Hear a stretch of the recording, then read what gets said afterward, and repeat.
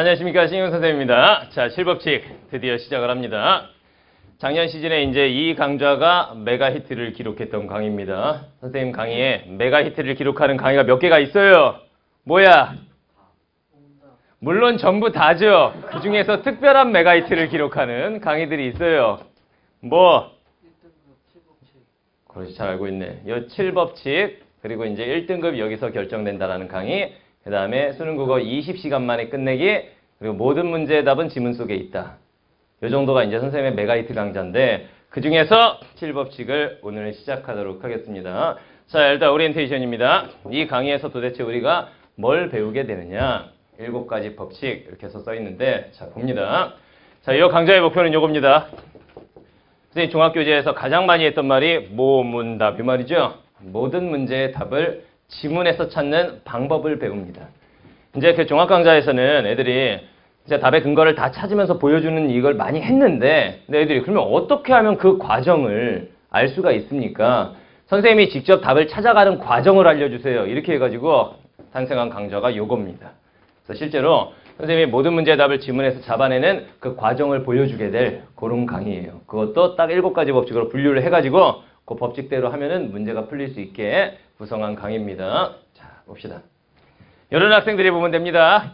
일단 첫 번째, 모든 문제 지문 속에서 답이 자동으로 보였으면 좋겠다. 바로 이거야. 자동으로 그냥 보이는 거야. 풀다 보면 어이씨, 이게 답이네. 또 풀다 보면 아, 이 답이구나. 요거. 알겠죠? 지문에서 답이 자동으로 보이길 원하는 학생. 다시 말하면 지문을 보고 자기의 머리로 생각해서 주관적으로 문제 푸는 학생들 있지. 그 학생들 습관이 싹 뜯어 고쳐질 거야. 이 강의를 통해서. 알겠죠? 이게 제일 큰 목표예요. 사실은. 사회가 막 이리저리 생각해봐가지고 왠지 3번 같기도 하고 5번 같기도 하고 3번이 더 느낌이 와가지고 답 쓰고 이런 애들 있죠? 그런 애들한테 도움이 많이 될 겁니다. 그게 바로 요거죠. 주관적 생각으로 답을 찾는 학생들. 그 학생들한테 선생님이 깨달음을 줄 것이다. 알겠죠? 이 강의입니다. 종합 강의 들었지? 네. 깨달음을 얻었어? 크게 얻었어요. 크게 얻었어? 이거는 더 크게 얻어요. 이거 대박입니다. 알겠죠? 이런 강의고. 그 다음 세 번째, 수능 국어의 본질을 최단시간에. 선생님 강의 중에서 가장 짧은 강의입니다. 아주 짧은 강의 안에 수능 국어의 본질을 다 담아내려고 노력한 그런 강의입니다. 책 만들면서 선생님이 많이 밤새고 막 울기도 하고 사무실에서 집에를 못 가니까 사무실이 야 선생님이 밤에 10시에 수업이 끝난단 말이에요. 그리고 아침 수업이 8시 반에 시작이 돼. 그러면 몇 시간 못 자잖아. 근데 이거 만드느라고 끝나고 사무실에 가가지고 밤 10시에 11시에 사무실 가가지고 한 새벽 4시까지 계속 매일매일 그리고 집에 가서 잠을 자요. 한 4시 반에. 몇 시에 일어나느냐? 6시. 1시간 반 정도 자죠? 그러면서 출근하면서 진짜 운 적이 많아요. 출근하는데 음악이 약간 슬프면 눈물이 나. 난 도대체 무엇을 위해 사는가? 난 도대체 뭘 위해서 사냐? 아, 여러분들의 점수를 위해서. 그래! 그게 내가 사는 이유야. 그렇죠? 그래서 만든 강의가 이거야. 선생님이 눈물로 이루어진 강의입니다. 이 강의. 책 만들 때, 이 얘기를 왜 했냐면, 책 만들 때 가장 힘들었던, 책을 만드는 과정이 가장 힘들었던 그 강의가 이 강의입니다. 오히려 종합교재 이 두꺼운 책보다 실법칙 교재는 얇죠. 근데 이거 만드는데 더 노력이 많이 들어간 그런 강의입니다. 자, 봅시다. 강좌 특징. 일단 첫 번째. 7법칙 적용하면 모든 문제가 풀린다. 풀렸으면 좋겠다. 그렇죠? 풀린다. 이 얘기를 왜 하냐면 원래 이거 다 됩니다. 이 법칙 안에 거의 모든 유형의 문제 다 들어오지. 작년에 선생님 수업 이 수업 들었었죠? 안 들었어? 미안합니다. 들었지? 웬만한 문제 유형 다 들어오지 여기. 그런데 그 2015 수능에서 문법 문제 있잖아. 문법 13번 B형에 출제되었던 다음 중 맞춤법이 맞지 않는 것. 이런 문제 빼고는 다 들어온다. 그 문제는 진짜 법칙화시켜서 말할 수 있는 게 아니다. 그건. 그 문법 13번 문제 그거 같은 경우에 그냥 보기 박스 없이 보기 박스 있는 웬만한 문법 문제 여기 다 걸려 들어가. 그런데 보기 박스 없이 맞춤법이 안 맞는 것은? 이래 버리면 이거는 누구도 예상하지 못했던 문제일 뿐더러 그거를 법칙화할 수는 없다. 그 문제를. 그죠? 그럼 맞춤법인데 이 법칙으로 풀면 된다. 뭔 단어 나올 줄 알고. 그죠? 그거 빼고는 다 걸려듭니다, 여기에. 자, 두 번째, 딱 10강. 짧으면 7강으로 끝날 수도 있는 강의입니다. 그런데 선생님이 좀 더 자세히 설명을 하게 될 경우에 10강으로 갑니다. 그래서 10강으로 7법칙을 완벽하게 전수해주고 그러면 이 법칙에 맞춰서 여러분들은 문제를 푸시면 되겠다. 이런 겁니다. 자, 그 다음에 이 강의의 제일 큰 특징이 이거죠. 영역이 파괴되었다. 형식도 파괴되었고 뭔 소리냐. 기존의 국어 강의는 물론 선생님 종합 강의도 그렇습니다. 입시간도 그렇고 어떻게 돼 있어요? 시! 그러면 시문학 쫙 개념 나오고 뭐 나오고 그 다음 소설! 소설 막 나오고 화법, 장문, 문법, 비문학 영역별로 딱딱딱딱 잘려있죠. 이 강의는 안 그렇죠. 법칙 안에다가 다 모아놨어요. 그다음에 1법칙 뭐라고 달려있으면 그 밑에 이제 시, 소설, 비문학, 화법, 장문, 문법 다 나옵니다. 그 안에서. 그 법칙에 의해서 공통적으로 푸는 원리가 있다는 얘기지 그걸 가르치는 강의예요. 그래서 영역도 없고 형식도 없다. 이런 강의는 지구상에 없다. 이 인강시장 안에는 이런 강의 없습니다. 다 영역별로 잘려있지. 그렇죠? 이렇게 이제 선생님이 실험적으로 한번 작년에 띄워봤는데 됐습니다. 진짜로 됐습니다. 선생님 단일 강좌 판매로 요게 2등이었어요. 선생님 단강들이 쫙 있을 거 아니야. 그 중에서 판매량으로 봤을 때 이게 2번째였어. 작년에 이제 성공을 거둬서 올해부터도 이제 더 이제 그거를 정제해가지고 더 필수적인 내용을 담고. 왜냐면 작년에 들었던 애들이 이걸 안 들어도 되느냐? 책의 내용이 많이 바뀌었습니다. 내용 자체를 좀 더 가다듬어가지고 바꿨어요. 그러니까 또 들어야 돼요. 그렇죠? 자, 그다음 네 번째. 수능 국어의 본질을 꿰뚫는 강의. 이건 진짜 혁명, 혁신적인 innovation, 혁신적인 강의 되겠습니다. 알겠죠? 이 강의는 솔직히 작년에 애들이 수업 들으면서도 이건 좀 신선하다 라는 느낌 많이 받았던 강의야.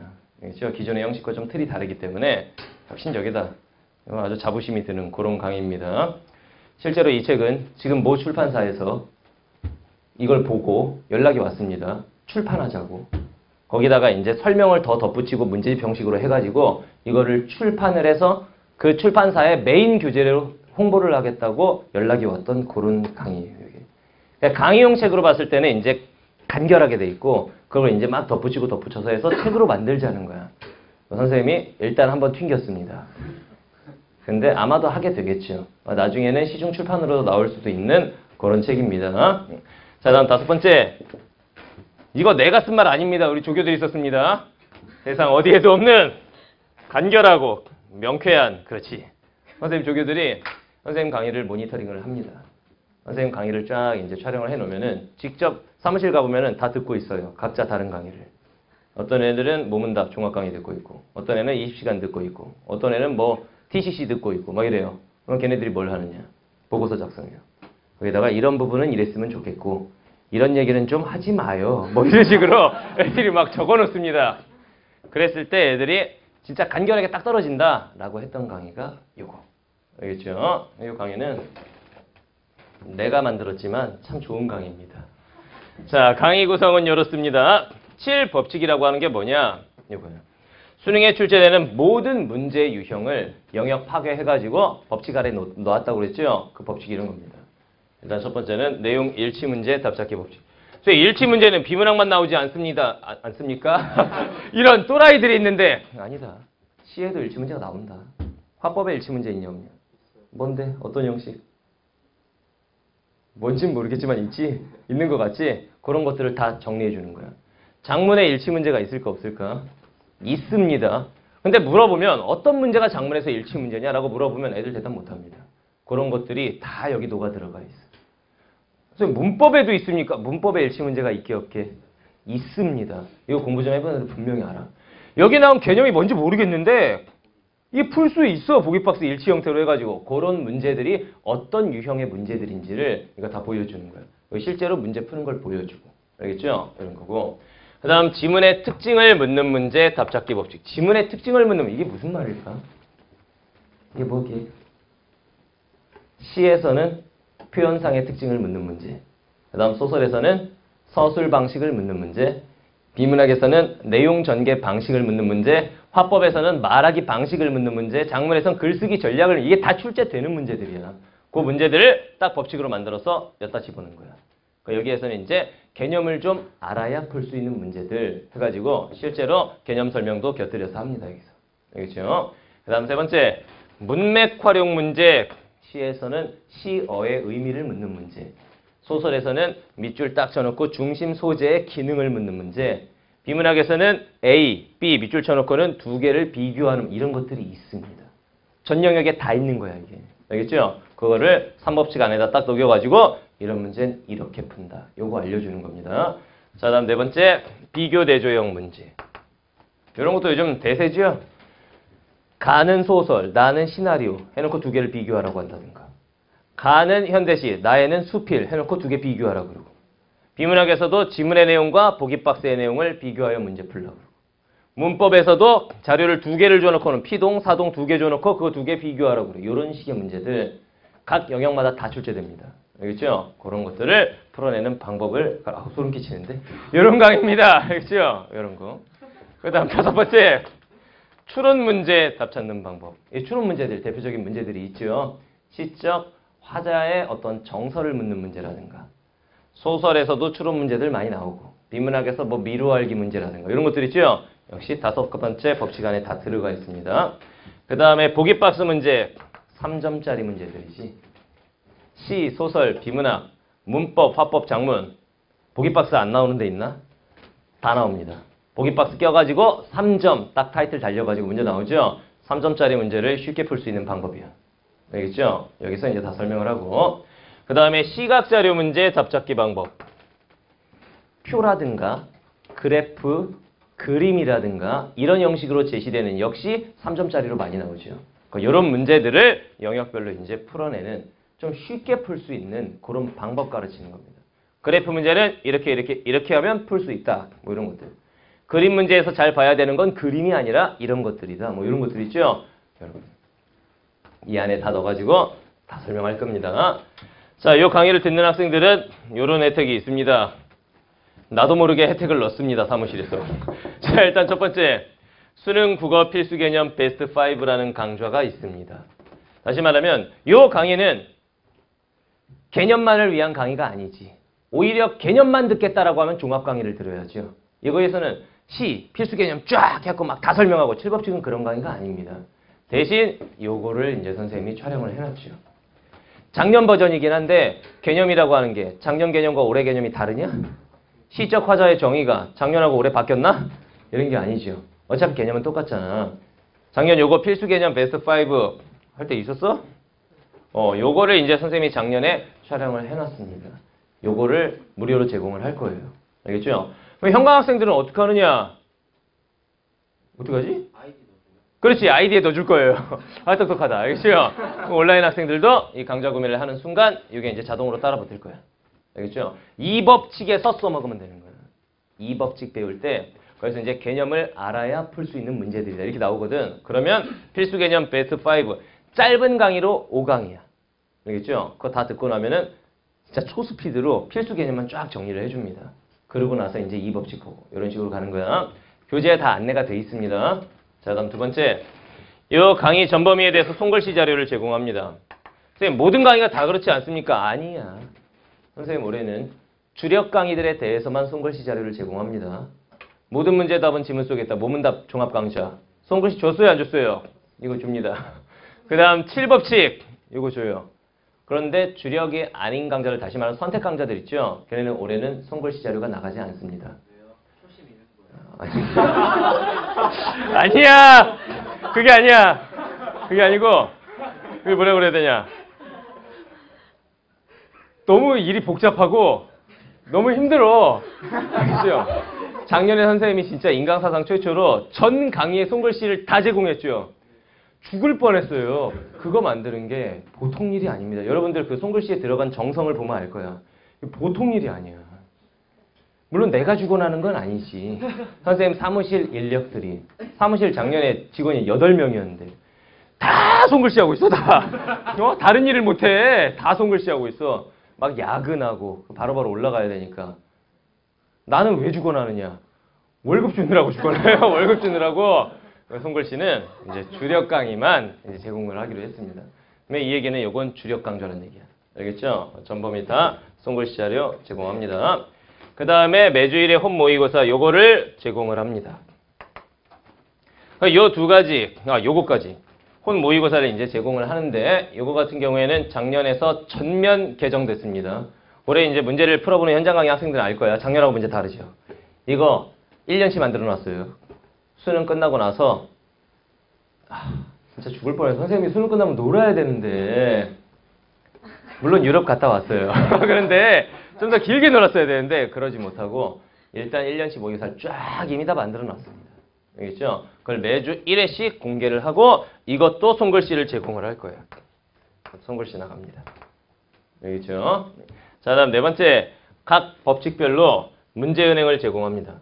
이게 왜 이렇게 되냐면은 작년에 강의를 했을 때 1법칙, 그러면 1법칙에 걸리는 문제들이 한 문제씩 있습니다.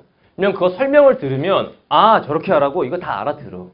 근데 애들이 이제 그때 요구했던 게 뭐냐면 아직도 기억나. 광주에서 올라온 학생이 전라도 광주에서 올라온 학생이 뭐라고 그랬느냐.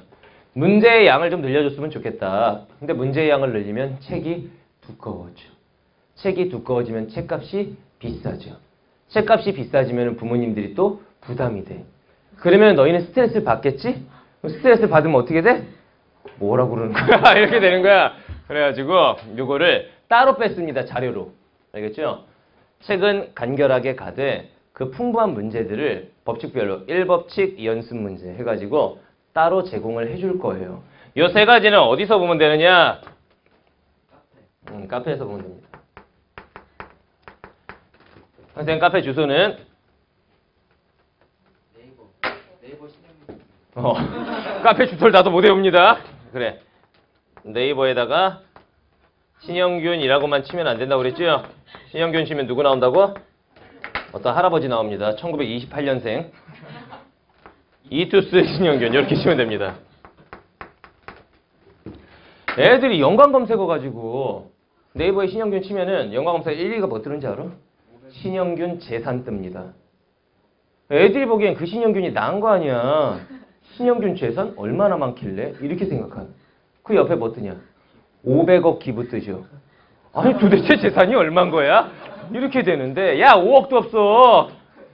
그거 나 아니야. 근데 나를 치면 이름이 똑같아가지고 그게 뜨는 겁니다. 근데 요거 이투스 신영균 뜨면 바로 선생님 카페 떠요. 이거 치면은. 알겠지? 여기 들어가가지고 뭐 해야 돼? 가입해야죠. 회원 가입해야 됩니다. 가입 안 하면 못 봅니다. 자료.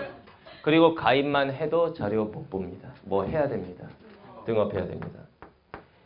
근데 이 등업은 등업 양식이 있습니다. 등업 양식에다가 기재를 해야 됩니다. 알겠죠? 올해부터는 선생님이 사실 그것 때문에 욕을 좀 먹었어요. 왜? 원래는 내 카페로 들어오는 모든 학생들을 다 정회원으로 등업을 해줬었죠. 그런데 그렇게 하니까 어떤 부작용이 생겨요? 자료를 막 여기저기다 퍼다 나르고 이런 부작용이 있어가지고 올해는 이 강의를 듣는 수강생들로 제한을 했어요. 내 입장에서는 어쩔 수 없는 선택이었다. 그거는. 알겠죠? 여러분들이 이해를 하시고 들어가서 양식에 맞게 딱 쓴 다음에 가입 인사 탁 남기면 다음날 보면 등업이 돼 있을 거야. 그때부터 이제 이 모든 자료를 다 볼 수 있습니다. 수강기간이 끝나면은 이거 홈모의고사 이제 그때부터 못 봅니까? 그렇게도 하려고 했었어 사실은.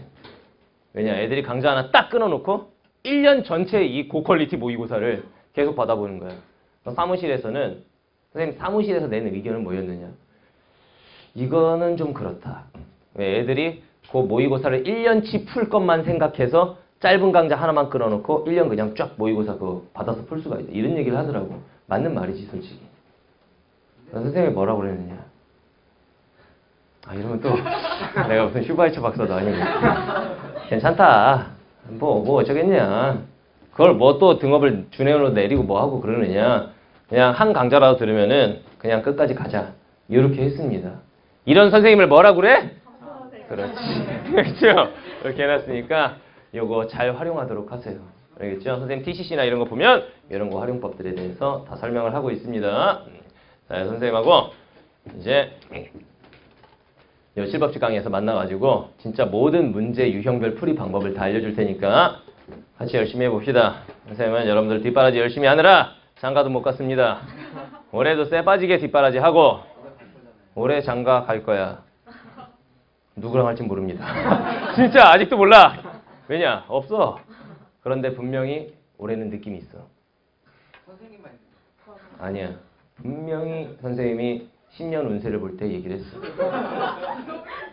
대운이 몇 가지가 들어가 있는데 그 중에 결혼운이 있다고 그랬다. 대신 올해 못 가면 40까지 못 간다고 그랬다. 올해 분명히 갈 거예요. 어쨌든 올해도 여러분들 뒷바라지 열심히 하도록 하겠습니다. 자, 본 강의에서 봅시다.